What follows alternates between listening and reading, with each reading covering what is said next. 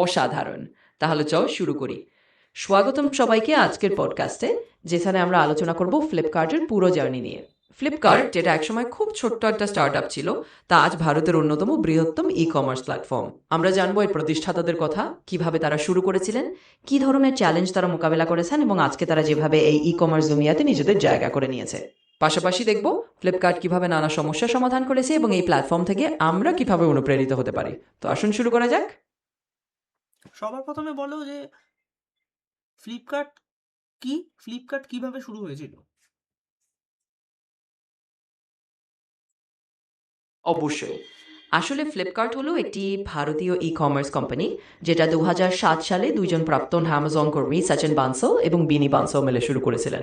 শুরুতে ফ্লিপকার্ট শুধু বই বিক্রি করত, কিন্তু ধীরে ধীরে তারা ইলেকট্রনিক্স, ফ্যাশন, গ্রোসারি সহ নানা ধরনের পণ্য যোগ করেছে। এভাবে ধাপে ধাপে তারা ভারতের অন্যতম বৃহত্তম অনলাইন শপিং প্ল্যাটফর্মে পরিণত হয়েছে। তো এটাই ফ্লিপকার্টের শুরুর কাহিনী। আমায় বলো যে তাদের মাইন্ডসেট কেমন ছিল? কারণ তখন কি ভারতবর্ষে কি ফ্লিপকার্টের কম্পিটিটর কেউ ছিল না, নাকি ফ্লিপকার্ট ইউনিক কিছু করেছিল ওই সময়টা যেটা অন্য কেউ করতো না? অবশ্যই।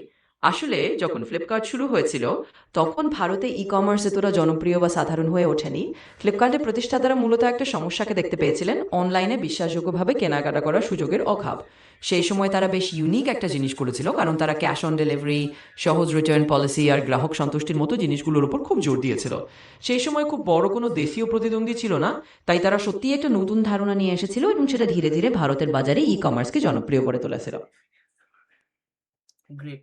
এবার একটা জিনিস বলো যে এদের যে ফাউন্ডাররা, এদের মাইন্ডসেট কেমন ছিল? এরা কেমন ধরনের ব্যাকগ্রাউন্ড থেকে বিলং করতো? নিশ্চয়ই। ফ্লিপকার্টের দুই প্রতিষ্ঠাতা সচিন বানসাল এবং বিনি বানসাল দুজনেই Indian institute of technology Delhi থেকে পড়াশোনা করে এসেছিলেন এবং দুজনে কিছুদিন অ্যামাজনে কাজ করেছিলেন। তাদের মাইন্ডসেট ছিল বেশ উদ্ভাবনী আর সমস্যার সমাধানমুখী। তারা এমন একটা আইডিয়া নিয়ে এগিয়েছিলেন যা ভারতে তখন খুব একটা কেউ চেষ্টা করেনি। মূলত প্রযুক্তি আর গ্রাহক অভিজ্ঞতাকে গুরুত্ব দিয়ে তারা এমন একটা পরিবেশ তৈরি করতে চেয়েছিলেন, যেখানে ভারতীয়রা অনায়াসে অনলাইনে কেনাকাটা করতে পারে। তাদের ব্যাকগ্রাউন্ড ছিল প্রযুক্তিগতভাবে শক্তিশালী, আর মাইন্ডসেট ছিল ঝুঁকি নেওয়া এবং নতুন কিছু করে দেখানো। গ্রেট। এবার আমাকে বলো যে ফ্লিপকার্ট যে শুরু করলো, তারপরে ব্যাপারটা কি হলো? তারপরে কি কি চেঞ্জ হলো এবং আজকের জায়গাটা পৌঁছালো ফ্লিপকার্ট, সেই ব্যাপারটা নিয়ে একটা লম্বা সময় ধরে আমাদেরকে বলো। ঠিক আছে?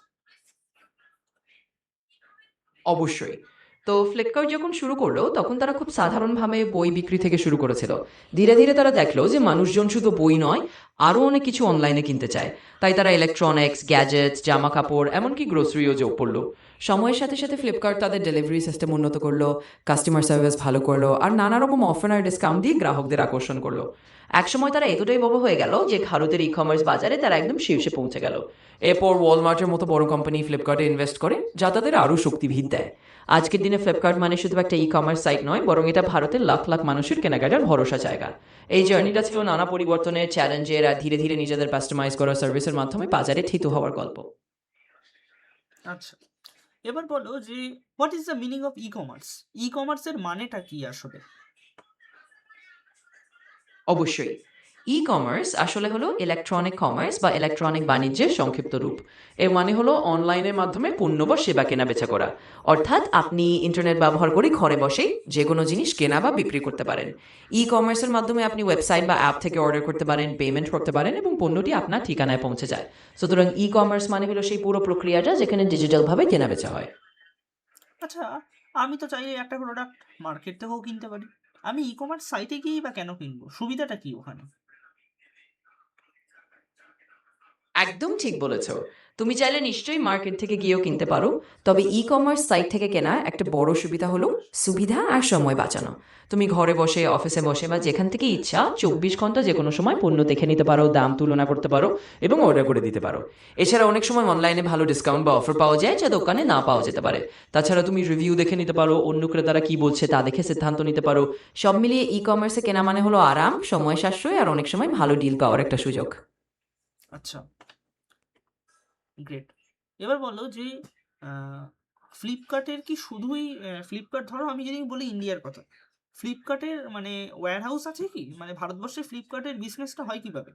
আমরা তো শুধু ওয়েবটা দেখছি বা অ্যাপটা দেখছি। ইন্টারনালি আবার ফ্লিপকার্ট কি করছে? মানে আল্টিমেটলি ধরো মানুষ যখন কোনো প্রোডাক্ট অর্ডার করছে, ফ্লিপকার্ট কি করছে? সেও কি ফ্লিপকার্টটাও কি আল্টিমেটলি জিনিসটা দোকান থেকে নিয়ে এসে তাদের ওয়্যার হাউসে আনে? তারপরে সেটা মানুষের কাছে পৌঁছে দেয়? এর মাঝখানে প্রসেসটা কি হয়? মানে এই যে পুরো ই-কমার্স সাপ্লাই চেইন ম্যানেজমেন্টে কিভাবে একটা বায়ার আর সেলারের মধ্যে কন্ট্যাক্টটা ফ্লিপকার্ট করে? অবশ্য ভালো একটা প্রশ্ন করেছো। আসলে ফ্লিপকার্টের একটা বিশাল সাপ্লাই চেইন এবং লজিস্টিক্স ব্যবস্থা আছে। ভারতে ফ্লিপকার্টে নানা জায়গায় ওয়্যারহাউস বা গুদামঘর আছে যেখানে তারা পণ্য মজুত করে রাখে। যখন কেউ ফ্লিপকার্ট থেকে অর্ডার করে তখন ফ্লিপকার্ট তাদের গুদাম থেকে সেই পণ্য সংগ্রহ করে। অনেক ক্ষেত্রে তারা বিভিন্ন সেলার বা দোকানের সাথেও যুক্ত থাকে যারা তাদের প্ল্যাটফর্মে পণ্য তালিকাভুক্ত করে। সেক্ষেত্রে ফ্লিপকার্ট সেই সেলার থেকে পণ্যটি সংগ্রহ করে এবং তারপর তাদের লজিস্টিক্স নেটওয়ার্কের মাধ্যমে ক্রেতার কাছে পৌঁছে দেয়। সুতরাং ফ্লিপকার্ট মূলত একটা মাধ্যম হিসাবে কাজ করে যেখানে ক্রেতা আর বিক্রেতার মধ্যে সংযোগ ঘটানো হয়। তাদের ওয়্যারহাউস, লজিস্টিক্স টিম এবং ডেলিভারি পার্টনাররা মিলে পুরো প্রক্রিয়াটা সম্পন্ন করে যাতে ক্রেতারা সহজে আরামসে ঘরে বসে তাদের পণ্য পেয়ে যান। আচ্ছা, আচ্ছা আমায় বলো যে ফ্লিপকার্টের থেকে ছাত্রছাত্রীরা কোন কোন পয়েন্টগুলো জানতে পারে? আমাদেরকে একটু বলো এবং তারা তাদের জীবনে কাজে লাগাতে পারে। অবশ্যই ফ্লিপকার্টের জার্নি থেকে আমরা কয়েকটা দারুণ বিষয় শিখতে পারি যেগুলো আমরা নিজেদের জীবনেও কাজে লাগাতে পারি। প্রথমত, তারা দেখিয়েছে যে ছোট্ট থেকে শুরু করেও বড় কিছু করা সম্ভব। একটা ছোট্ট আইডিয়া, সঠিক পরিকল্পনা আর পরিশ্রম দিয়ে অনেক দূরে এগোনো যায়। দ্বিতীয়ত, তারা সমস্যাকে একটা সুযোগ হিসেবে দেখেছে। ভারতে অনলাইন কেনাকাটার সুবিধা তখন কম ছিল, আর সেটা কি তারা একটা সুযোগ হিসেবে নিয়ে সমস্যার সমাধান করেছে। তৃতীয়ত, ক্রেতার বিশ্বাস আর সন্তুষ্টি অর্জন করা কতটা গুরুত্বপূর্ণ সেটা ফ্লিপকার্ট আমাদের দেখিয়েছে। মানে তুমি যদি তোমার ব্যবহারকারীদের বা ক্লায়েন্টদের ভালো অভিজ্ঞতা দাও তাহলে তোমার নিজের ক্ষেত্রেও সফলতা আসতে পারে। আর চতুর্থ, নতুন তথ্যকে গ্রহণ করা, প্রযুক্তি ব্যবহার করা আর পরিবর্তনের সাথে খাপ খাইয়ে নেওয়া খুব দরকারি। এই শিক্ষাগুলো ছাত্রছাত্রীরা নিজেদের যে কোনো উদ্যোগ বা ক্যারিয়ারে প্রয়োগ করতে পারে যাতে তারাও তাদের জীবনে নতুন কিছু করতে পারে।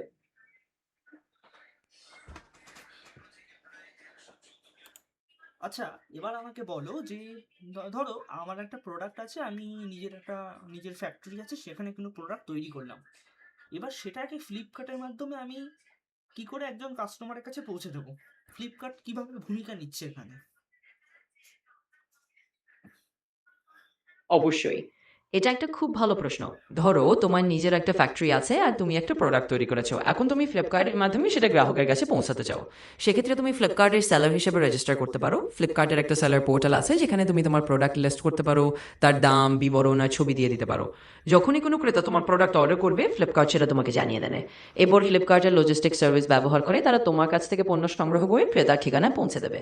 ফ্লিপকার্ট এরকমভাবে একটা প্ল্যাটফর্ম হিসেবে কাজ করে যেখানে তুমি তোমার প্রোডাক্টকে অনেক বড় একটা অনলাইন মার্কেট প্লেসে তুলে ধরতে পারো এবং ফ্লিপকার্ট সেই প্রক্রিয়াটা সহজ করে দেয়। আচ্ছা, এখন ধরো ইঞ্জিনিয়ারিং স্টুডেন্টরা বা যারা কিনা আইটি ফিল্ড বা নন আইটি ফিল্ডের স্টুডেন্টরা আছে বা মানুষজন আছে, ফ্লিপকার্ট কি কি রোলে হায়ার করে? ফ্লিপকার্টে কি কি রোলস আছে, কি কি টাইপের জব পাওয়া যায় ফ্লিপকার্ট অ্যাভেলেবেল আছে, সেগুলো বলো।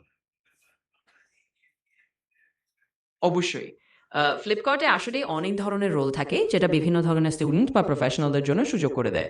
যেমন ইঞ্জিনিয়ারিং বা আইটি ফিল্ডের জন্য software engineer, data scientist, machine learning engineer বা প্রোডাক্ট ম্যানেজারের মতো রোল থাকে।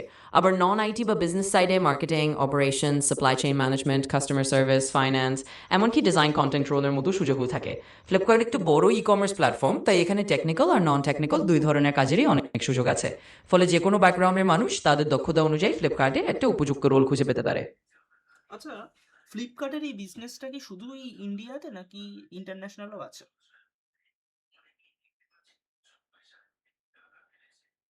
ফ্লিপকার্ট প্রধানত ভারত কেন্দ্রিকই।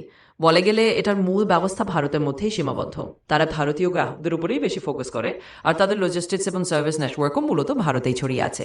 যদিও ফ্লিপকার্টের মালিকানা এখন ওয়ালমার্টের মতো আন্তর্জাতিক কোম্পানির হাতে, তবু এখনও ফ্লিপকার্ট আন্তর্জাতিকভাবে তেমনভাবে বিস্তার ঘটায়নি। সুতরাং এটা মূলত ভারতের ই কমার্স বাজারে কাজ করে, আন্তর্জাতিকভাবে নয়। আচ্ছা, ধরো আজকে আমি চাই ফ্লিপকার্টে জব পেতে। ফ্লিপকার্টে কোনো পার্টিকুলার আমার ব্যাকগ্রাউন্ড অনুযায়ী আমি জবটা করতে চাই, ফ্লিপকার্টে একটা জব পেতে চাই, তাহলে আমি কিভাবে অ্যাপ্লাই করব? কোথায় গিয়ে অ্যাপ্লাই করব? অবশ্যই এটা একদম সাধারণ একটা প্রসেস। তুমি যদি ফ্লিপকার্টে কোনো চাকরির জন্য আবেদন করতে চাও তাহলে তাদের অফিসিয়াল ক্যারিয়ার পেজ বা জব পোর্টালে যেতে পারো। ফ্লিপকার্টের ওয়েবসাইটে ক্যারিয়ার্স বা জব সেকশন থাকে, সেখানে গিয়ে তুমি তোমার পছন্দ মতো রোল ফিল্টার করে দেখতে পারো। তোমার ব্যাকগ্রাউন্ড অভিজ্ঞতা অনুযায়ী যেই পজিশন তোমার পছন্দ সেটাতে আবেদন করতে পারো।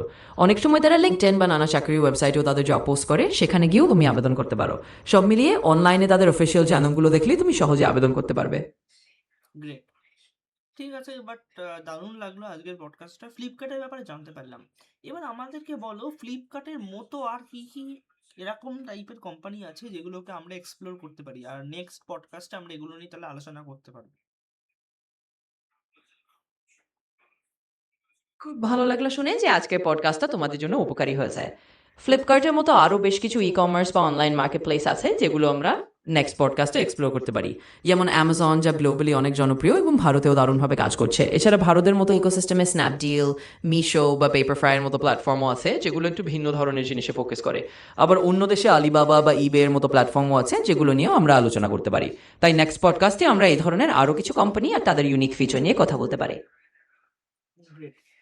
তার মানে যেটা আমরা বুঝতে পারলাম এই পডকাস্টে, যে ফ্লিপকার্ট খুব ভালো একটা ই কমার্স কোম্পানি বলা যেতে পারে, যারা আজকের দিনে দাঁড়িয়ে ইন্ডিয়ান মার্কেটটাকে অন্য রকম বানিয়ে দিয়েছে। তো আজকে এই ভিডিওর শেষে ভিডিওর যে আউটরো সেটা তুমি বলো, ঠিক আছে? অবশ্যই। তাহলে আমি আউটরোটা বলছি। আজকের পডকাস্টে আমাদের সাথে থাকার জন্য ধন্যবাদ। আমরা ফ্লিপকার্টের যাত্রা আর তাদের ই কমার্স দুনিয়ায় ভারতের বাজারকে কিভাবে বদলে দিয়েছে সেটা নিয়ে অনেক কথা বললাম। আশা করি তোমাদের ভালো লেগেছে। পরের বার আমরা একইভাবে অন্য কিছু ই কমার্স প্ল্যাটফর্ম নিয়ে গল্প করব। ততদিন পর্যন্ত ভালো থাকো, আর যদি কোনো প্রশ্ন থাকে বা কোনো টপিক জানতে চাও নিশ্চয়ই জানিও। ধন্যবাদ, আবার দেখা হবে। সকলকে অসংখ্য ধন্যবাদ এই পডকাস্টটা শোনার জন্য। শোনার জন্য তোমাদের সবার সাপোর্ট আর আগ্রহে আমাদের এগিয়ে নিয়ে যায়। তো এখানেই আজকের মতো শেষ করছি। পরের পডকাস্টে আবার দেখা হবে নতুন কোনো দারুণ টপিক নিয়ে। সবাই ভালো থাকো, সুস্থ থাকো আর আমাদের সাথেই থাকো।